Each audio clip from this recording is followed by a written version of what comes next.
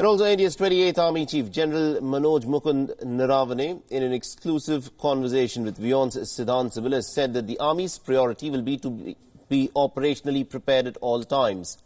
General Naravane spoke on a host of different issues, including India's capabilities on the China front and cross-border terrorism. Listen in.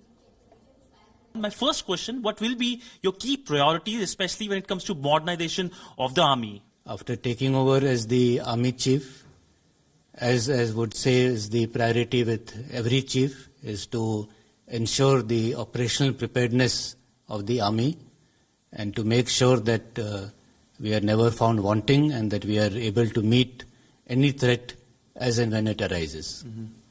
So that will be key priority. But so talking about India-China border, that is something that has been in news, especially after the Doklam crisis. And we saw the Indian Prime Minister Narendra Modi and the Chinese leadership meeting and giving guidance to the forces. How has that guidance worked in making sure that there is no repetition of Doklam or escalation at the India-China border?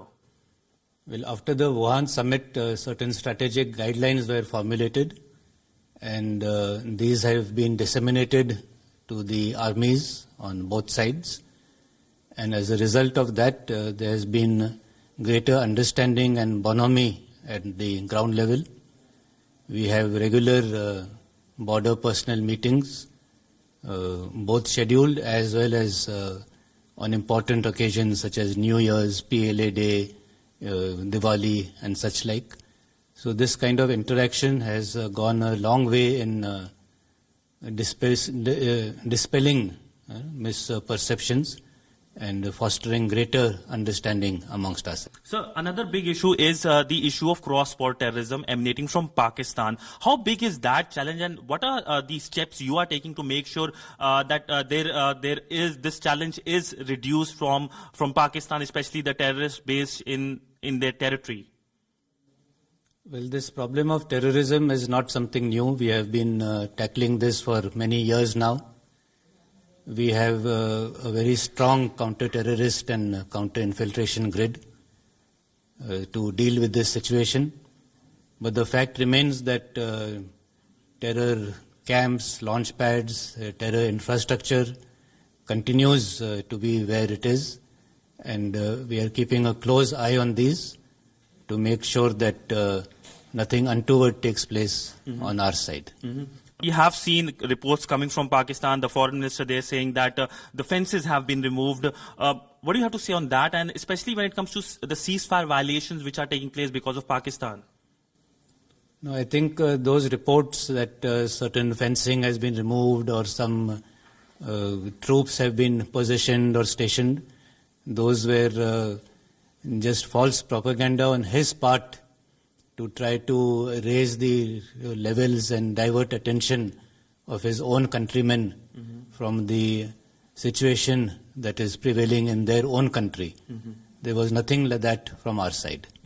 So now coming to Kashmir, after the removal of the special status for the erstwhile state of Jammu and Kashmir, how has the situation improved on the ground in terms of the terror activities in the erstwhile state?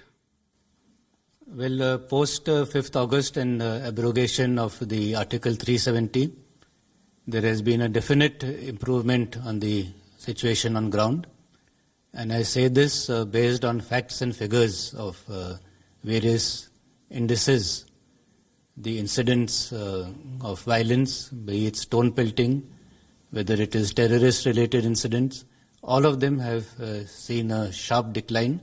So there is a great improvement in the law and order situation, and I'm sure that it augurs well for J&K. But sir, has there been a reduction in the infiltration attempts by terrorists from across the border and LOC?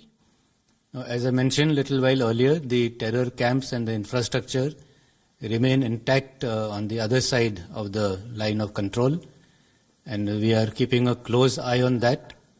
Attempts at infiltration continue to be made, and we have been successful in foiling these attempts, and this high level of alertness and preparedness on our side will continue, and we would not be letting our guard down.